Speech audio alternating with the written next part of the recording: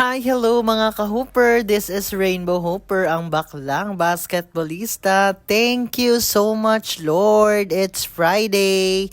Pauwi na tayo galing work, pero galing akong Tanawan City, Batangas para kumuha ng vitamins nila mama at papa. Thank you, Lord. Friday na, rest day na natin sa work after 1 week na pagtatrabaho. So, possible mamayang gabi makapag-basketball tayo at bukas, Sabado, semifinals namin sa kabilang barangay. OMG, excited ako. Ang daming gwapo. Sana magawa ko yung gusto kong gawin at Lord, bilog ang bola. Kayo na pong bahala sa aming laro at bigyan niyo po kami ng husay at galing.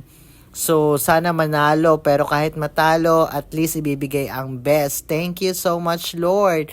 Abangan nyo po yung aming laban. So, thank you so much. Bye!